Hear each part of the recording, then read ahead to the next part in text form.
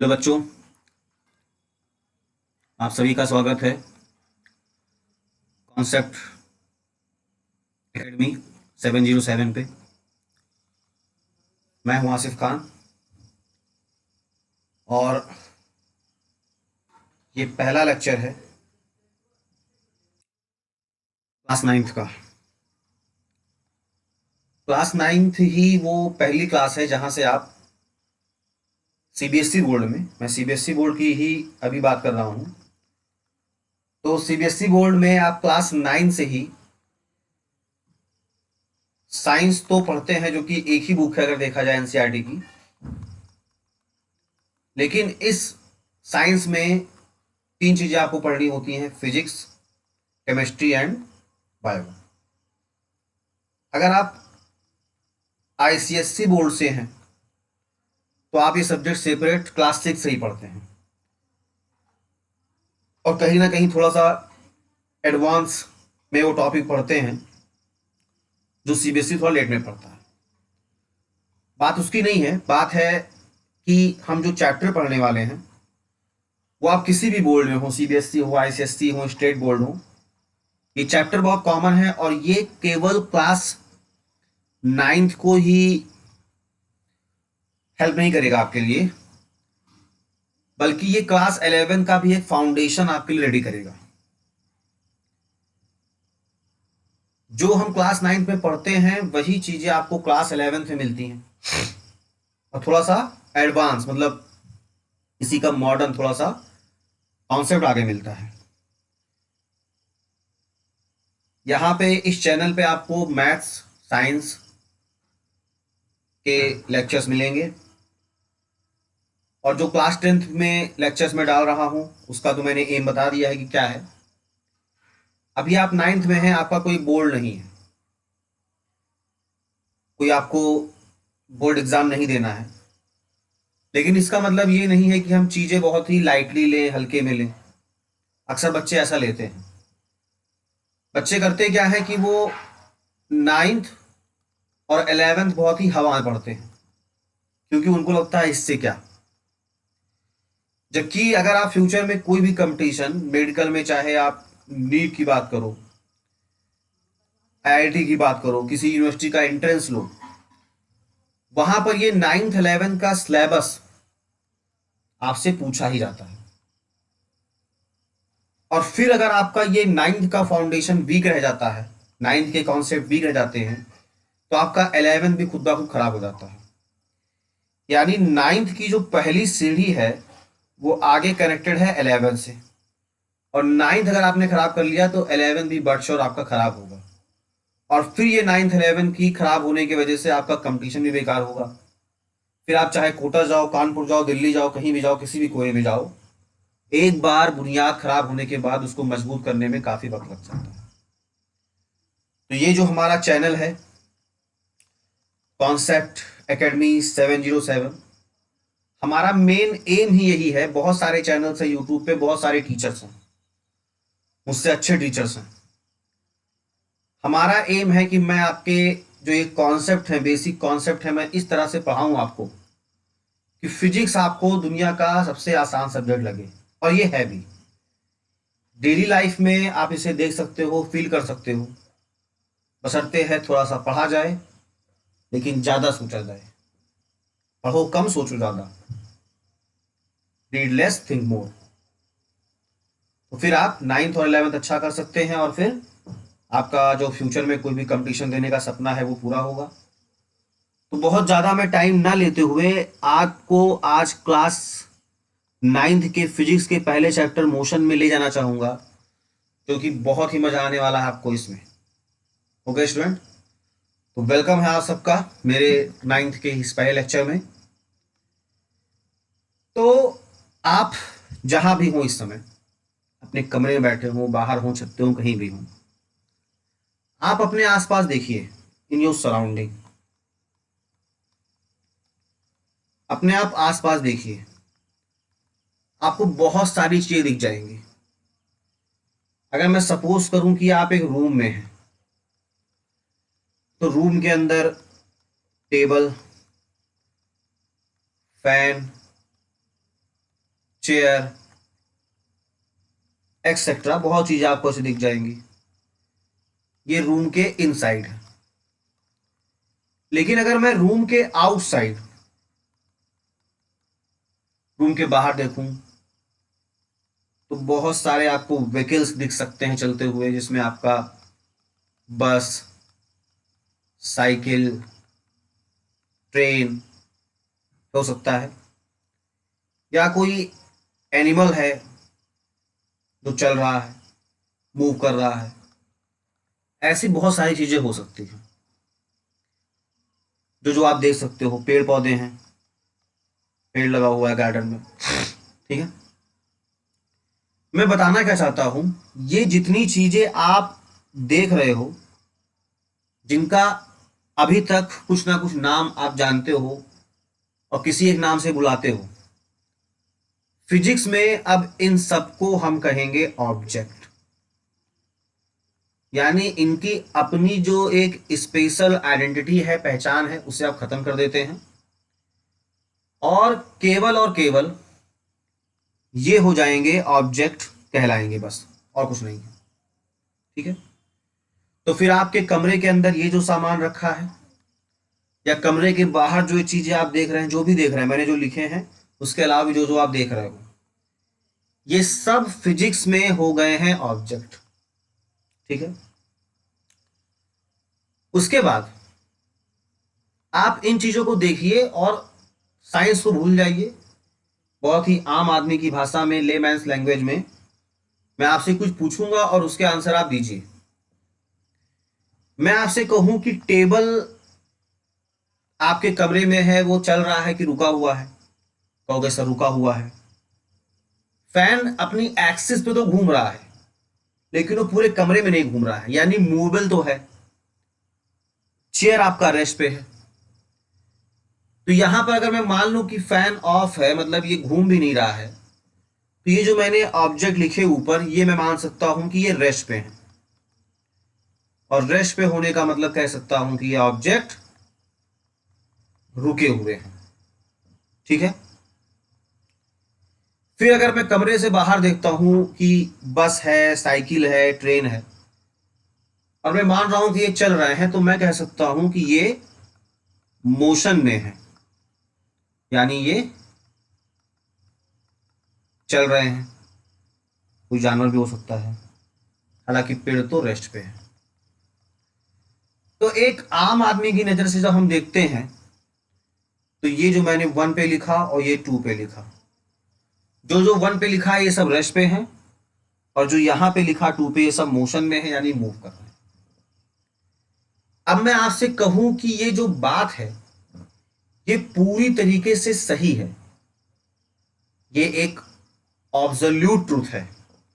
मतलब ये हर एक कंडीशन में, हर एक जगह पे ये सत्य होगा, सही होगा कि हाँ ये चीजें चल रही हैं और ये चीजें रुकी हुई हैं।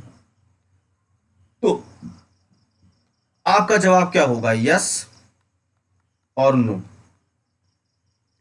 क्या ये सभी चीजें जो रुकी हुई हैं, ये पूरी तरीके से रुकी हैं, या जो चीजें ये रुकी चल रही हैं, ये पूरी तरीके से चल रही हैं? आपका आंसर क्या होगा, यस और नो? तो जो मैंने थंबनेल बनाया है वीरू सहस्त्र बुद्धि का, और उसके नीचे एक स्टेटमेंट लिखा है, वो स्टेटमेंट एराइज होता है इसी एक क्वेश्चन के साथ। और फिजिक्स का मतलब ये सोचना, अब आपको सोचना पड़ेगा। तो अब जो हमारे चैप्टर में है, जिस हिसाब से साइंस में है, हम उस पर चलते हैं, और फिर आप यस और नो वाले कॉन्सेप्ट पे पहुंच जाएंगे और खुद आप डिसीजन ले सकेंगे कि मैं कहना क्या चाहता हूं। ओके स्टूडेंट्स, तो कुछ चीजें चल रही हैं यानी वो मोशन में है, कुछ चीजें रुकी हुई हैं यानी वो रेस्ट पे हैं। तो कोई चीज चल रही है तो क्या वो कंप्लीटली चल ही रही है हर एक कंडीशन में? कोई चीज रुकी हुई है तो वो क्या कंप्लीटली रुकी हुई है? यही मेरा क्वेश्चन है जो मैंने यहां पर लिख रखा है। और ये क्वेश्चन कितना सही है या कितना गलत है, अभी आगे प्रूफ हो जाएगा, ठीक है। ओके, तो अब चलते हैं चैप्टर की तरफ और देखते हैं कि क्या है। फिजिक्स में कोई भी ऑब्जेक्ट, मैंने अभी आपसे कहा ना कि अब कोई चीज नाम से नहीं बुलाओगे, ऑब्जेक्ट। अब अपने हिसाब से डिसाइड कर लो कि वो कौन सा ऑब्जेक्ट आप लेना चाहते हो। कोई ऑब्जेक्ट रेस्ट पे है या मोशन में है, उसे बताने के लिए दो चीजें बहुत ही इंपॉर्टेंट हैं, और ये जो दो क्वांटिटीज हैं इन्हीं के बेस्ड, इन्हीं के आधार पे आप बता सकते हो कि ऑब्जेक्ट रेस्ट पे है या मोशन में है। तो वो क्या है?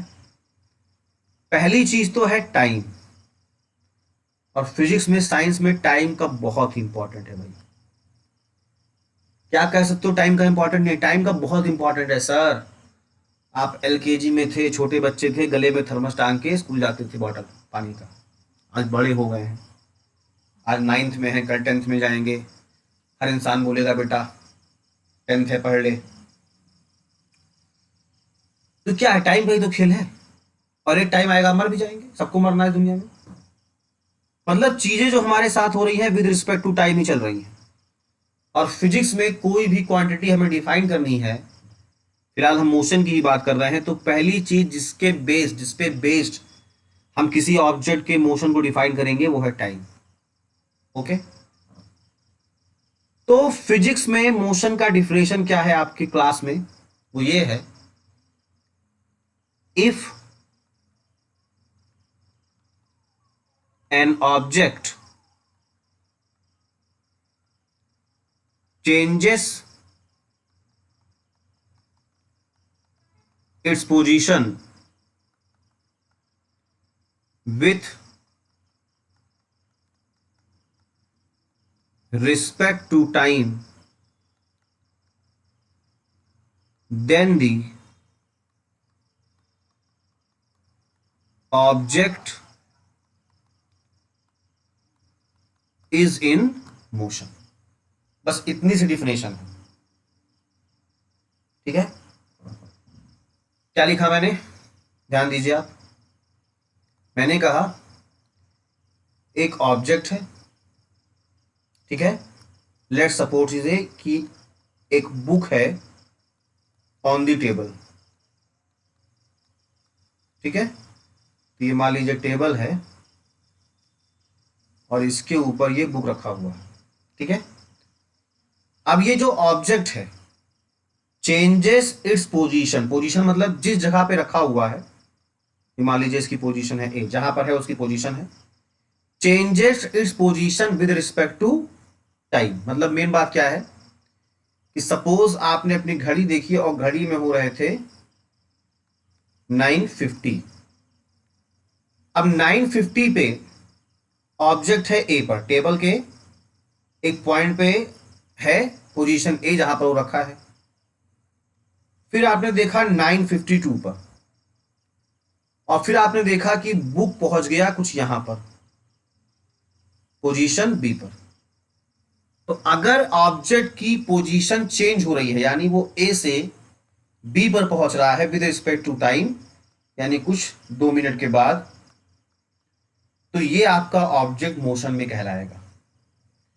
तो जो एक बेसिक डिफिनेशन है सिर्फ इतनी सी है कि ऑब्जेक्ट पोजीशन चेंज करे विद रिस्पेक्ट टू टाइम तो वो मोशन में है। क्या कहना है? ऑब्जेक्ट चेंज करे अपनी position with respect to time तो वो मोशन में है।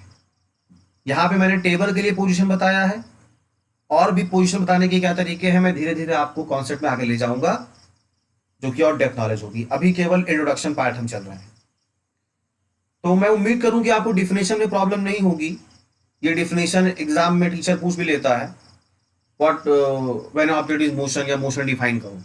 तो आपको इतना ही लिखना है कि ऑब्जेक्ट है, ऑब्जेक्ट की पोजीशन जो है अगर वो चेंज हो रही हो विद रिस्पेक्ट टू टाइम, मतलब टाइम के साथ उसकी पोजीशन चेंज हो रही हो, तो आपका ऑब्जेक्ट मोशन में कहलाएगा। ठीक है, अब रेस्ट भी इसी पे डिफाइन करना है। रेस्ट भी क्या करना है आपको, इसी पे बेस्ड आपको रेस्ट भी डिफाइन करना है। रेस्ट में आप क्या कहोगे? फिर से एक ऑब्जेक्ट है और आपको देखना है विद रिस्पेक्ट टू टाइम। क्या देखना है? If an object does not change its position with respect to time, then the object is at rest। ठीक है, तो देखिए फिर से पूरी कहानी में मेन चीज क्या है, फिर से देखिए आप, ऑब्जेक्ट है, does not change its position, यानी जो पोजीशन पहले चेंज हो रही थी अब नहीं चेंज हो रही है, विद रिस्पेक्ट टू टाइम, तो ऑब्जेक्ट आपका क्या कहलाएगा, रेस्ट पे। हम टेबल का एग्जांपल लेते हैं, टेबल और बुक का। ये टेबल है, टेबल पे ये पोजीशन ए है और इस पर एक बुक रखा हुआ है। ठीक है, हमने देखा घड़ी में हो रहे हैं 9:53, फिर मैंने देखा कुछ देर बाद 9:55 पे, तो बुक ए पर था और अभी भी ए पर है, मतलब यहाँ पे 2 मिनट लगभग बीत गए, फिर भी बुक जिस पोजीशन पे था उसी पोजीशन पे है, means does not change its position with respect to time, तो ऑब्जेक्ट आपका क्या कहलाएगा, रेस्ट पे। तो डिफिनेशन बहुत इजी है, देखिए यहां पर, अगर ऑब्जेक्ट पोजीशन चेंज करता है विद रिस्पेक्ट टू टाइम तो वो मोशन में है। फिर अगर ऑब्जेक्ट पोजीशन नहीं चेंज करता है, does not change position with respect to time, तो वो क्या है, रेस्ट पर है। और विद रिस्पेक्ट टू टाइम का मतलब क्या होता है मैंने आपको समझा दिया और उम्मीद है आप समझ भी गए होंगे। लेकिन ये इतनी सिंपल नहीं है, क्या इसमें एक चीज छूट रही है। मैंने कहा दो चीजों पे डिफाइन होगा कि ऑब्जेक्ट रेस्ट पे है या ऑब्जेक्ट मोशन में है। तो उन दो चीजों में पहली चीज तो है टाइम, यानी वो टाइम एक ऐसा फैक्टर है जिस पे बेस्ड आप डिफाइन करोगे कि ऑब्जेक्ट रेस्ट पे है या मोशन पे है। लेकिन दूसरा जो फैक्टर है विच इज वेरी इंपॉर्टेंट, वो है ऑब्जर्वर, वो है ऑब्जर्वर। अब ये ऑब्जर्वर कौन है, what is the meaning of observer. तो एक फैक्टर तो टाइम हो गया, दूसरा फैक्टर हो जाएगा आपका ऑब्जर्वर। भाई मेरे, इस एग्जाम्पल में, पहले एग्जाम्पल में जहां मैं मोशन आपको समझा रहा हूं, उसमें कोई तो एक है ना जो देख रहा है कि 2 मिनट बाद बुक में क्या हुआ, बुक की पोजीशन में चेंज हुआ या बुक की पोजीशन में चेंज नहीं हुआ। तो जो भी पर्सन इस पूरे प्रोसेस को ऑब्जर्व कर रहा है, देख रहा है और देख करके बता रहा है कि पोजीशन चेंज हो रही है या नहीं चेंज हो रही है, वो है आपका ऑब्जर्वर। अब ये ऑब्जर्वर के ऑब्जर्वेशन पे डिपेंड करेगा कि ऑब्जेक्ट रेस्ट पे है या मोशन में है। ऐसे चीजें थोड़ी सी बदलेंगी, आप ध्यान दीजिएगा। क्या बदलेंगी, डिफिनेशन केवल इतना ही नहीं है कि object change its position with respect to time, इसमें यहां पर यह भी है कि with respect to time and observer और सराउंडिंग। तो जहां पर विद रिस्पेक्ट टू टाइम है, वहीं पर दूसरा फैक्टर क्या आ जाएगा, विद रिस्पेक्ट टू ऑब्जर्वर और सराउंडिंग। सराउंडिंग मतलब जो उसके आसपास उस फिनोमिना को ऑब्जर्व कर रहा है। और केवल एक ऑब्जर्वर के ऑब्जर्वेशन से, अभी देखिएगा कि पूरी कहानी बदल जाएगी। और वो कहानी क्या है आपको समझना है। डिफिनेशन आपको याद रहनी चाहिए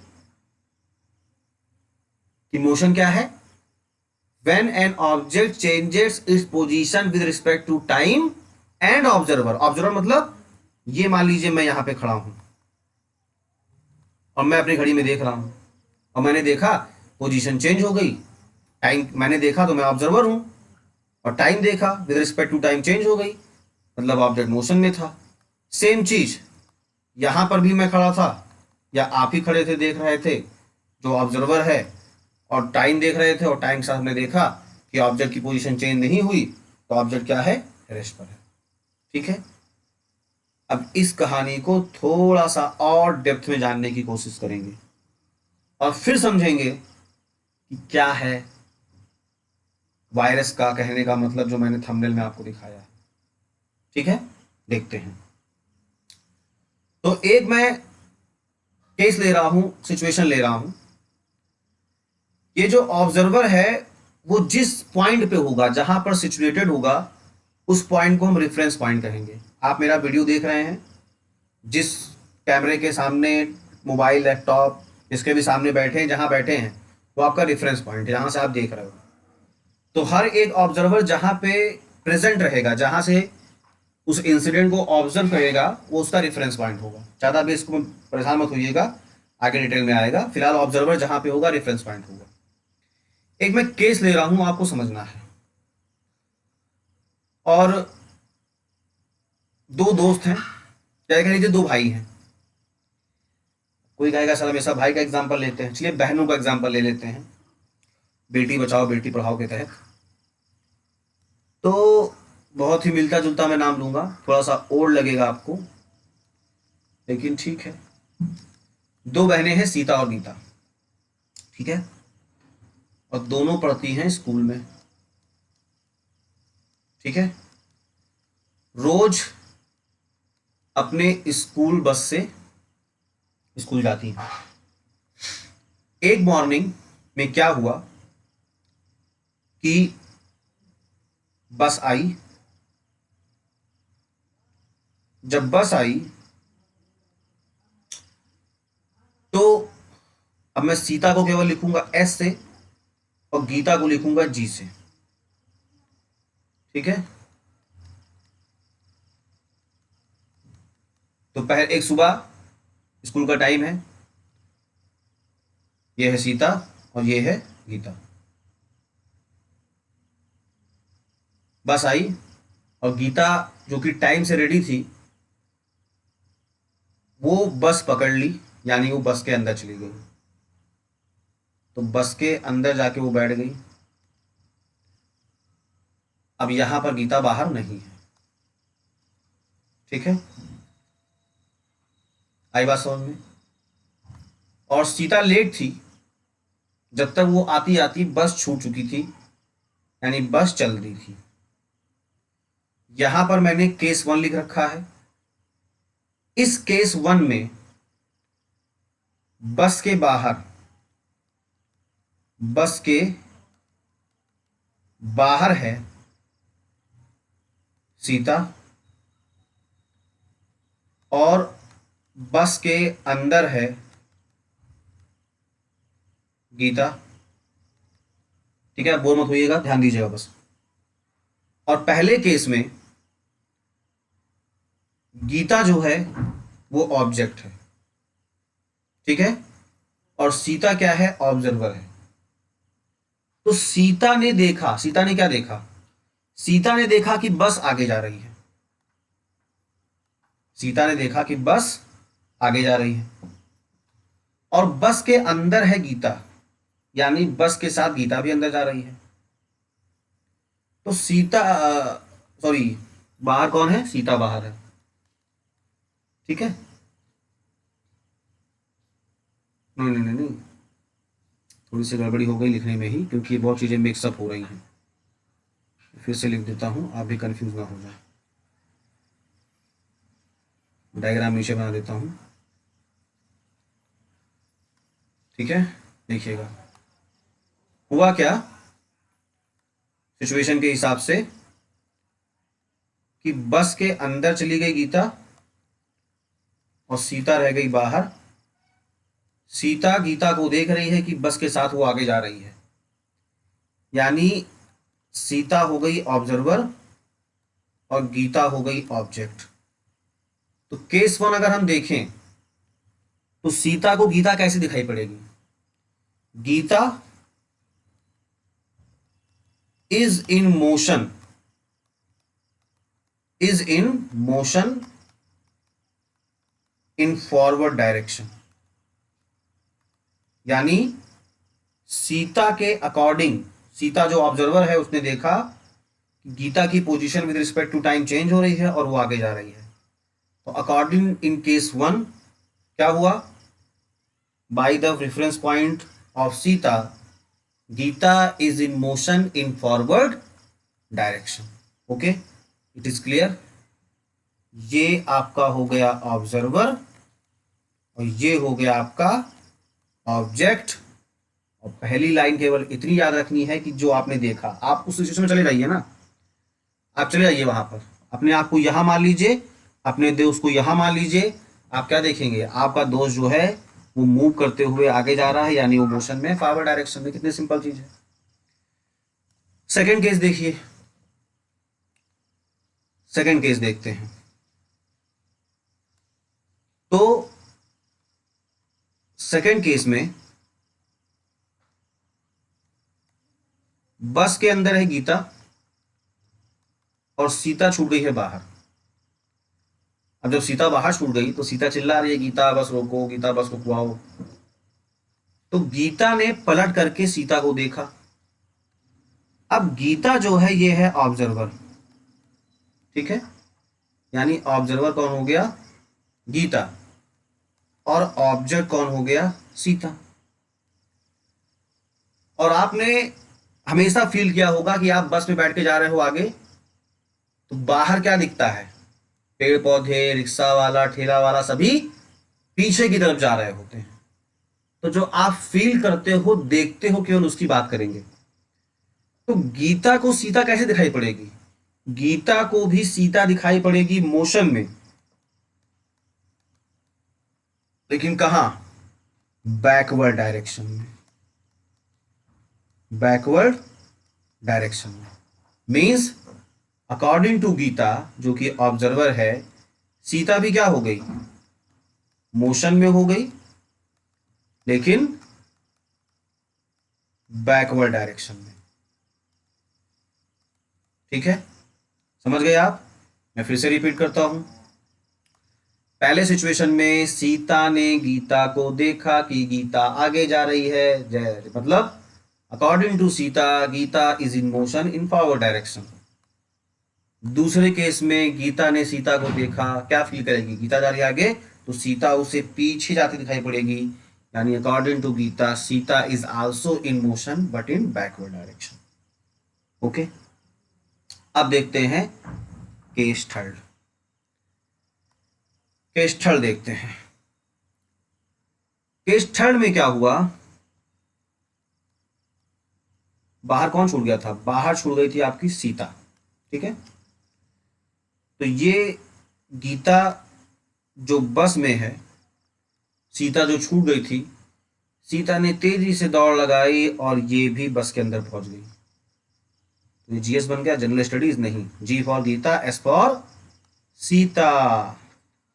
आपको नाम पसंद ना आए तो राम श्याम रख लेना, राजू फरहान रख लेना, या अपना अपने दोस्त का नाम रख लेना। अब गीता पहुंच गई सीता के बगल, मतलब सीता पहुंच गई गीता के बगल। अब दोनों अगल बगल बैठ गए, जब बस में ही बैठ गए। और पहला जो सिचुएशन बनेगा, यानी जो केस थर्ड बनेगा, उसमें गीता है ऑब्जर्वर और सीता है ऑब्जेक्ट। अब जब गीता सीता को देखेगी तो क्या कहेगी, गीता देखेगी सीता को तो क्या कहेगी, बस के अंदर दोनों बैठे हैं, बस में तो चल नहीं रहे हैं, तो ये कहेगी, कौन कहेगा, गीता कहेगा सीता के बारे में कि जो सीता है वो रेस्ट पर है, वो क्या है, रेस्ट पर है। और जो लास्ट केस है, लास्ट केस है, इस केस में कौन सा ऑब्जर्वर था, गीता थी। अब यहां ऑब्जर्वर आप कर दीजिए सीता को, और ऑब्जेक्ट कौन हो गया, गीता। दोनों कहाँ है, बस के अंदर। तो अब जब सीता देखेगी गीता को तो वो भी क्या कहेगी, ये रेस्ट पर है, ठीक है, क्योंकि वो चल नहीं रहे हैं, वो रुके हुए हैं। तो चारों सिचुएशन को आप अपने मन में सोचिए। पहली सिचुएशन में क्या हुआ, जिसे मैंने केस 1 कहा, सीता बस के बाहर छूट गई, वो है ऑब्जर्वर, मतलब वो देख रही है। गीता बस में बैठी आगे जा रही है। तो according to Sita, Geeta is in motion in forward direction because Gita changes its position with respect to time and with respect to observer Sita. Okay. In second situation, जब सीता ने गीता को बुलाया तो गीता पलट के पीछे देखती है। अब गीता है ऑब्जर्वर और सीता जो कि बाहर है वो है ऑब्जेक्ट। और गीता को सीता कैसे दिखाई पड़ेगी? मोशन में, क्योंकि उसको पीछे जाती दिखाई पड़ेगी बैकवर्ड डायरेक्शन में। And according to Geeta, Sita is also in motion but in backward direction. फिर जब उसने दौड़ करके बस पकड़ ली, दोनों पहुंच गए बस के अंदर, तो बगल में अगल बगल बैठ गए हैं। अब जब गीता सीता को देख रही तो सीता क्या है? रेस्ट पर है। और अकॉर्डिंग टू सीता, गीता भी क्या है? रेस्ट पर है, क्योंकि दोनों बस के अंदर। अब मैं सर आपसे पूछता हूं कि इन चारों केसेस में, मैंने आपको केस पढ़ाए, केस 1 पढ़ाया, 2 पढ़ाया, 3 पढ़ाया, 4 पढ़ाया। मैं आपसे पूछूं कि इसमें से ट्रू कौन सा है, इसमें से सही कौन सा है, तो आपका आंसर क्या होगा? केवल 1 सही है, केवल 2 सही है, केवल 3 सही है, केवल 4 सही है, या 1 and 3 सही है, या 2 and 4 सही है, या 2 and 3 सही है, या 1 and 4 सही है? क्या कहेंगे आप? What is your answer? यही क्लिक करना चाहिए, तो आप फिजिक्स बहुत आसानी से समझने वाले हैं। और सोचो ना, इसे डिफिनेशन को मारो गोली, क्या परेशान मत हो उसमें कि क्या चल रहा है भाई। आप इस सिचुएशन में चले जाओ, खुद को एक ऑब्जर्वर मान लो, एक किसी और बंदे को पकड़ लो जिसको अपना दोस्त मानते हो, और इस पूरी सिचुएशन में जाके घूम के आओ, इमेजिनेशन करो। अल्बर्ट आइंस्टीन एक साइंटिस्ट हैं और इन्होंने कहा imagination is more important than knowledge. आपके पास कितनी नॉलेज है इससे मतलब नहीं है, आप कितना अच्छा इमेजिन करते हो ये इंपॉर्टेंट है। तो आप इस पूरे सिचुएशन को इमेजिन करिए, आप साइंस को समझने लगेंगे। तो आप कहेंगे कौन सा सही बताइए, आप इमेजिन करिए, उस सिचुएशन में जाइए जो मैंने आपको कहा है, चारों सिचुएशन। रिपीट करता हूं, चारों सिचुएशन क्या थे, आप ध्यान से देख लीजिए। ये केस 1 है, आप इस सिचुएशन में जाइए, केस 2 में जाइए, केस 3 में जाइए, केस 4 में जाइए, और सोचिए कौन सा सही है। तो सर हम इस कंक्लूजन पे पहुंचते हैं कि ये सारे सही हैं, they all true, all right, सब सही है, सब सही है, कोई गलत नहीं। क्यों नहीं गलत है? क्योंकि ऑब्जेक्ट रेस्ट पे है या मोशन में है, ये बताने के लिए केवल 2 ही फिजिकल क्वांटिटीज हैं, एक तो टाइम और दूसरा ऑब्जर्वर। और ऑब्जर्वर का मतलब क्या है? रेफरेंस पॉइंट, यानी वो जहां से देख रहा है। तो जहां से देख रहा है इसका मतलब क्या है? अब देखिए, पहले सिचुएशन में, फर्स्ट सिचुएशन में ऑब्जर्वर जो है सीता, और इसका रेफरेंस पॉइंट जो है ये बस के आउटसाइड है। तो इस सिचुएशन के लिए ये कहानी सही है। सेकेंड सिचुएशन में ऑब्जर्वर कौन है? गीता, जो कि बस के इनसाइड है, और इसके हिसाब से ये सही है। थर्ड सिचुएशन में दोनों ही, यानी जो गीता है ये भी बस के इनसाइड है, ये कहाँ है? बस के इनसाइड है, और ऑब्जेक्ट भी कहाँ है? इनसाइड है। तो यहां पर ये सही है, और यहां पर भी ये सही है, क्योंकि दोनों का कंडीशन क्या है? एक ही जगह पर है, इनसाइड है। लेकिन हर एक केस में चीजें बदल जाती हैं। कैसे? जब रेफरेंस पॉइंट इसका बाहर है तो गीता मोशन में है, फिर गीता के हिसाब से सीता मोशन में है। लेकिन क्या सीता सच में मोशन में थी? वो तो रुकी थी ना। लेकिन यहां से जो दिखाई पड़ेगा वो तो सही है ना, इसके हिसाब से, उसे गलत नहीं कह सकते हो ना। तो इस रेफरेंस पॉइंट से ये भी सही है। अब ये दोनों जो बस के अंदर बैठे हैं, तो ये दोनों को तो एक दूसरे को देखेंगे रुका हुआ, लेकिन तीसरा साथी कोई बाहर होता, अमन, बाहर होता तो अमन के हिसाब से दोनों ही मोशन में होते, नहीं होते? समझ रहे हैं? और ऐसे ही यहां पर भी अगर कोई तीसरा इनकी सहेली बाहर होती तो उस हिसाब से मोशन में होते। यानी आप समझ सकते हो कि रेफरेंस पॉइंट, ऑब्जर्वर का हम रेफरेंस पॉइंट बदल दें तो कहानी बदल जाती है।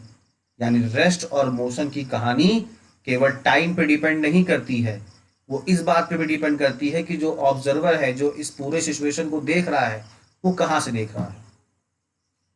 वहां से जो दिखाई पड़ेगा वही सच होगा। और इससे हम इस कंक्लूजन पे पहुंचते हैं कि जो हम यहां पर देख रहे हैं केस 1 में, अब मैं कंक्लूजन लिखना शुरू करता हूं, ठीक है? उम्मीद करता हूं कि बाकी चीजें आपने नोट कर ली होंगी।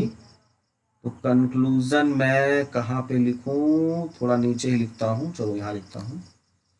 थोड़ा दूसरे पेन का यूज़ करूं तो विच पेन इज़ बेस्ट? रेड चलेगा क्या सही इस पे? रेड बहुत चमकता है भाई, रेड दिखाई ही नहीं पड़ेगा। चलिए मैं वाइट पेन का यूज़ कर लेता हूँ, वाइट का। पहले सिचुएशन के हिसाब से आपका सीता हो गई रेस्ट पे और गीता हो गई मोशन पे। ये कंक्लूजन आप भी लिखिएगा। दूसरे मैं केस की बात करूं तो गीता हो गई रेस्ट पे और सीता हो गई मोशन में। तीसरे की बात करूं तो गीता और सीता दोनों एक दूसरे के हिसाब से रेस्ट पे हो गए, और चौथे में भी एक दूसरे से ही रेफरेंस से इन्होंने एक दूसरे को रेस्ट पे देखा। तो आप देख सकते हो कि एक सिचुएशन में जो चीज यहां रेस्ट पर है वही चीज अगले सिचुएशन में मोशन में आ जाती है। फिर जो चीज मोशन में है वो एक सिचुएशन में दोनों के दोनों क्या आ जाते हैं? रेस्ट पे आ जाते हैं। तो हम लिख क्या सकते हैं कि कोई भी चीज हम जहां से देख रहे हैं उस हिसाब से ना वो कंप्लीटली रेस्ट पे है ना वो कंप्लीटली मोशन में है। यानी कि ना वो पूरी तरीके से चल रहा है ना वो पूरे तरीके से रुका हुआ है। तो ये पूरे तरीके से चलने और रुके होने का मतलब ये है कि कोई चीज अगर चल रही है, मोशन में है, तो with respect to someone, with respect to observer है, with respect to reference point है। और अगर कोई चीज रेस्ट पर है तो इसका मतलब वो किसी ऑब्जर्वर, किसी रेफरेंस पॉइंट के रिस्पेक्ट में रेस्ट पर है। ठीक है? तो उम्मीद है कि आप बहुत पगलाए नहीं होंगे। इतनी टफ फिजिक्स नहीं है सर पकड़ के बैठ जाना, रे सर मैं इसीलिए फिजिक्स नहीं पढ़ता हूँ, डर गया मैं। देखिएगा, जो मैंने पहले एग्जांपल दिया ये सब के सब रेस्ट पे दिख रहे हैं आपको, और ये मोशन में दिख रहा है। ये सब रेस्ट पे क्यों दिख रहे हैं? क्योंकि हम ऑब्जर्वर हैं और ये ऑब्जेक्ट हैं, और हम दोनों कहां पर हैं? अर्थ पर हैं। यानी ऑब्जर्वर और ऑब्जेक्ट दोनों का रेफरेंस पॉइंट एक ही है, यहां पर भी अर्थ पर है। अब जरा आप अपने इस कमरे के ऑब्जेक्ट को देखिए एक बार हमसे, और कसम खाइए कि आप सच बोल रहे हैं, जो आप देख रहे हैं सच बोल रहे हैं। फिर मैं आपको साबित करता हूं कि मेरे थंबनेल का मतलब क्या है जो मैंने वायरस को बनाया है।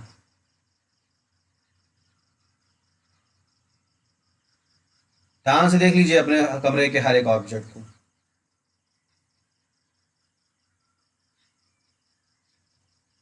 देख लिया? नहीं देखा सर मैंने। देखो ना यार, देखना चाहिए। हमने ले लिया ऑब्जेक्ट, बुक आपके कमरे के टेबल पे रखी हुई है, रेस्ट पर है। मैं आपसे पूछूं या ट्रू है? ट्रूथ है ये सही है? चलिए, हम अर्थ पर हैं, उसी कमरे में हैं, देख रहे हैं। मैं थोड़ा सा रेफरेंस पॉइंट चेंज करता हूं। मैं कमरे से बाहर निकलता हूं, एलन मस्क का रॉकेट लेता हूं, स्पेस एक्स वाला, और इनसे एक टिकट खरीदता हूं और पहुंच जाता हूं मून पे, चांद पे चलते हैं। तो बेसिकली ये जो टेबल है और टेबल पे जो बुक है वो कहाँ है, अर्थ पे है। और मैं पहले कहाँ था, मैं भी अर्थ पे था। और मेरे हिसाब से चीजें क्या थी, रेस्ट पे थी, बुक किस पे थी, रेस्ट पे थी। अब मैं पहुंच गया मून पे, जिन्हें हम मामा कहते हैं। ये जो मून है ये अर्थ के सराउंड घूमता है, ठीक है। लेकिन जब आप अर्थ से देखते हो, ठीक है, तो मून आपको दिखाई पड़ता है घूमता हुआ। लेकिन जब आप मून पे जाओगे तो अर्थ भी तो किसी के अराउंड घूम रहा है। वो किसके अराउंड घूम रहा है, सन के अराउंड घूम रहा है ऐसे। तो अब क्या देखोगे आप, जो बुक आपको रेस्ट पे दिख रही थी वही बुक अब आपको दिखाई पड़ेगी मोशन में। कहां से, चांद से। क्यों, बुक कहां है, अर्थ पे। अर्थ क्या है, मोशन में है। और वो मोशन आपको फील कहां से होगा, चांद से। यानी अगर हमारा रेफरेंस पॉइंट पहुंच जाए चांद पर, ऑब्जर्वर हमारा पहुंच जाए चांद पर, तो जो बुक पहले रेस्ट पे थी वही बुक क्या हो गई भाई, अब मोशन पे हो गई। कहो गलत है, नहीं सर, सही है।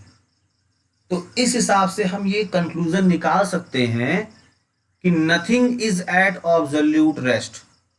कोई भी चीज कंप्लीटली रुकी हुई नहीं है। Nothing is at absolute, absolute मतलब पूरी तरीके से रुका हुआ होना।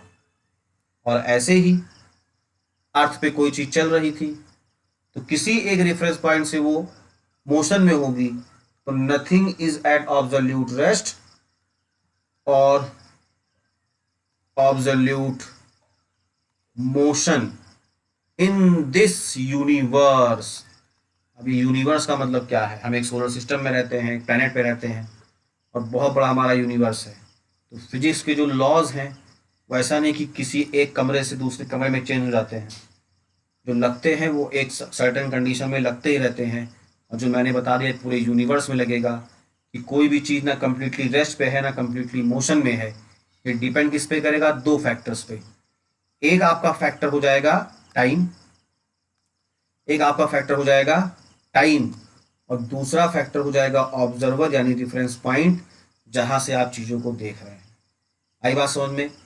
ये मैंने आपको समझाया मोशन का मतलब क्या होता है, कि कब एक ऑब्जेक्ट रेस्ट पे कहलाएगा, कब एक ऑब्जेक्ट मोशन में कहलाएगा। डिफिनेशन रटना ही फिजिक्स नहीं हो जाती है। फिजिक्स के लिए दिमाग थोड़ा खुलना चाहिए, आपको सोचना चाहिए हम क्या सोच रहे हैं, क्या समझ रहे हैं। और जब आप इस लेक्चर को देखिए तो फुल पेशेंस के साथ देखिए, हेडफोन लगा के देखिए, सिचुएशन को कॉपी और पेन में बनाते हुए देखिए और देखिए कि हाँ सर ये हो रहा है या नहीं हो रहा है। फिर आप महसूस करोगे कि हाँ ये सही है या गलत है। ओके स्टूडेंट्स, तो मैं उम्मीद करता हूँ कि ये लेक्चर आपको पसंद आएगा। अगर ये आपको लेक्चर पसंद आता है तो प्लीज़ जो भी आपके दूसरे साथी हो, 9th में हो, उन तक आप इसे शेयर करिए, लाइक कर दीजिए। जो चीज़ें आपको समझ में ना आए उसे आप कमेंट सेक्शन में पूछ सकते हैं, समझ में आया तो कुछ अच्छे से कमेंट भी कर सकते हैं। और बने रहिए मेरे साथ, मैं आपको पूरी फिजिक्स यहाँ पे कराने वाला हूँ, पूरी केमिस्ट्री कराने वाला हूँ। और साइंस आपका मैं इतना स्ट्रॉन्ग कर दूंगा कि आपको 9th की फिजिक्स जब आप पढ़ोगे 11th में तो आपको सब पहले से समझ में आ जाएगा कि टीचर क्या पढ़ाने वाला है।